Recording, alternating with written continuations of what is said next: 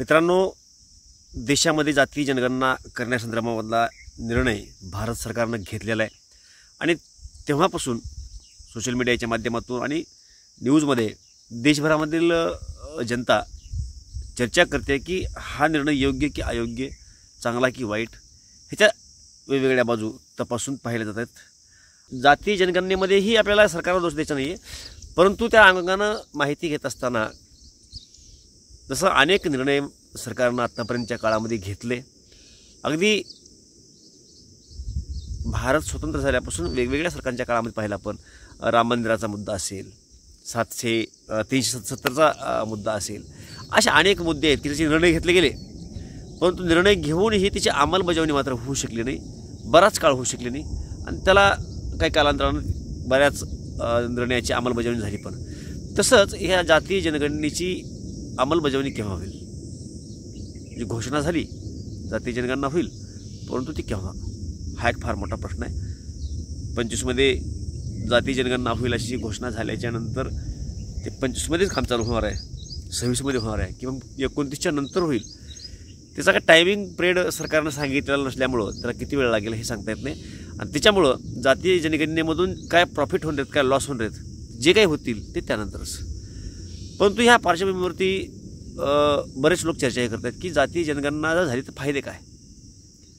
तत्पूर्वी आपण हे समजून घेऊ की 1931मध्येच जातीय जनगणना झाली, त्यानंतर जातीय जनगणना देशामध्ये झाली नाही असा लोकांचा समज आहे, परंतु त्यानंतरही जातीय जनगणना झाली आहे। तसं तर जनगणना दर 10 वर्षाला होत असते, परंतु आपल्या देशामधली सगळ्यात शेवटची जनगणना झाली 2011मध्ये, परंतु त्या जनगणनेमध्ये जातीय जनगणनासुद्धा झालेली आहे।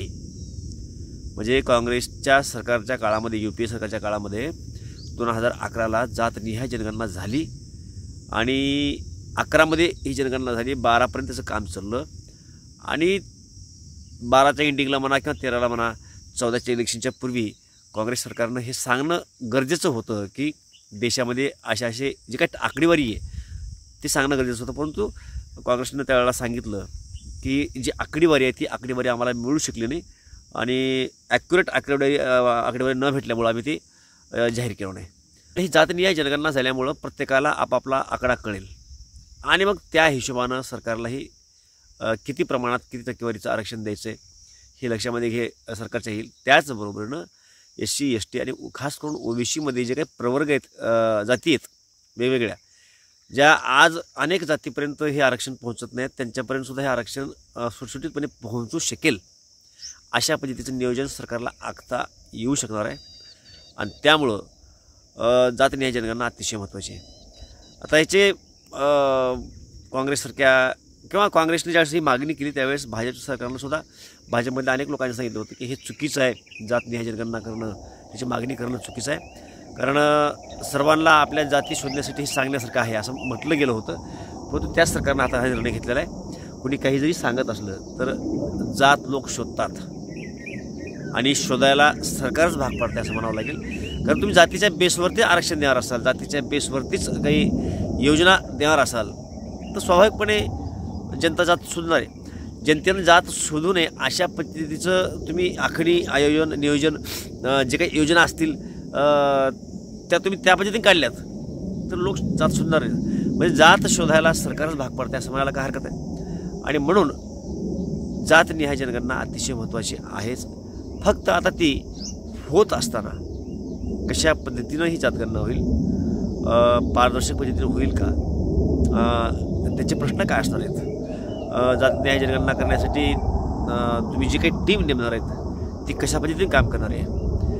ओव्हरऑल सांगायचा विषय काय आहे की जातनिहाय जनगणना होत असताना ती पारदर्शकपणे आणि ॲक्युरेट आकडे प्रत्येकाचे जर घेता आले किंवा घेऊ शकलं सरकार तरच ह्या जातनिहाय जनगणनेला महत्त्व असणार आहे। अन्यथा फुगून आकडे जर कुठल्याही कास्टनं दिले तर मग महाराष्ट्रामध्ये योग्य आकडा किंवा देशामध्ये योग्य आकडा कळणार नाही आणि परत एक वेळेस आज जसं म्हटलं जातं आहे की संख्या फुगून सांगितली गेली OBCची, काही लोक म्हणतात की मराठा समाजानं फुगून सांगितली, तर हे शेवटी आरोप प्रत्यारोप आहेत, तर ते परत पुढल्या काळामध्ये होऊ नयेत यासाठी पारदर्शकपणे ही जनगणना कशी होईल याचा जर प्रयत्न केला गेला तर मला वाटतं निश्चितपणे त्याचा फायदा होऊ शकतो. मी पर्सनल ह्या मताचा माणूस आहे की जात जनगणनेची आवश्यकता आहे. फक्त तिची जी तुम्ही ज्यावेळेला अंमलबजावणी करणार किंवा प्रत्यक्षामध्ये तुम्ही जातनिहाय जनगणना करणार आहेत त्यावेळेला जातनिहाय जनगणना करणारे जे काही कर्मचारी आहेत ते सर्व जातीचे लोक जर त्यामध्ये घातले गेले की कुठल्या प्रकारचा घोळ होऊ नये. हे विशिष्ट समजा मराठा समाज आहे त्याचे अधिकारी हिंडले आहेत आणि त्यांनी स्वतःच काहीतरी विशिष्ट लोकांना आकडे वाढवून मराठा समाजाच्या लोकांनी मराठा समाजाचे आकडे वाढवले तर स्वाभाविकपणे येणाऱ्या काळामध्ये मराठा समाजाचा आकडा वाढून दिसणार किंवा ओबीसीचे काही लोक असतील त्या लोकांनी ओबीसीचे आकडे वाढवले तर ती आकडा फुगणारच आहे.